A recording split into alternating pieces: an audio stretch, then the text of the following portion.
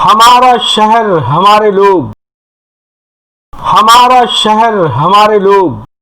Corona نے جہاں صحت سے متعلق کئی مسائل پیدا کیے ہیں، وہیں معاشی اور معاشرتی مسائل کے در بھی کھول دیے ہیں۔ ایک تو کورونا سے متاثرہ مریضوں کے علاج معالجے کی مشکلات درپیش ہیں، تو دوسری طرف اس مرض سے مرنے والوں کی تدفین و تجہیز کے معاملات بھی پیچیدگی اختیار کر چکے ہیں۔ کورونا سے مرنے والے اشخاص کی نعش خاندان کے لوگ اپنے ساتھ لے جانے کے لیے تیار نہیں ہوتے۔ مقامی انتظامیہ کو ہی ان کی تدفین و تجہیز کا انتظام کرنا پڑتا ہے۔ اسی طرح کے ایک واقعے نے ضلع کڑپا میں خوف و خدشات کی فضا پیدا کر دی ہے۔ رمس میں ایک مسلم حاملہ خاتون کی زچگی کے بعد کورونا ٹیسٹ کیا گیا تو ٹیسٹ مثبت ثابت ہوا۔ نوزائیدہ بچے کو ماں سے الگ کر کے دونوں کا علاج شروع کیا گیا، لیکن بدقسمتی سے ماں اس مرض سے جاں بر نہ ہو سکی۔ ضلع کلکٹر، ایس پی اور شعبہ صحت سے متعلق عہدیداران نے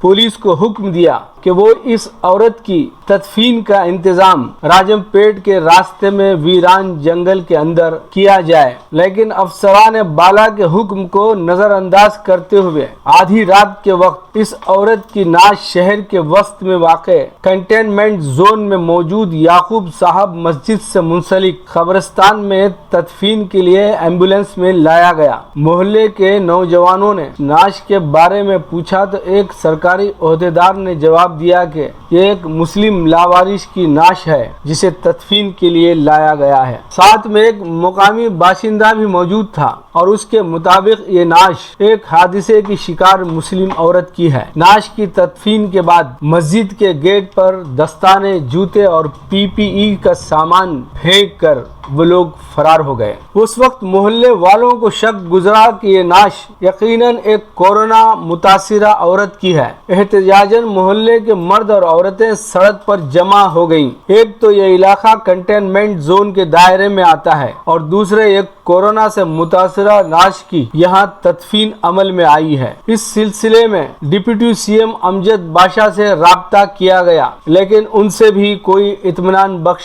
جواب نہیں ملا۔ سڑک پر جمع مرد و خواتین کی بھیڑ کو دیکھ کر پولیس گاڑیاں آ گئیں۔ پولیس اہلکاروں کو ساری باتیں بتائی گئیں۔ سوال یہ پیدا ہوتا ہے کہ کلکٹر، ایس پی اور شعبہ صحت سے متعلق عملے کے حکم کو نظر انداز کرتے ہوئے نعش کو یعقوب صاحب قبرستان میں کیوں دفن کیا گیا؟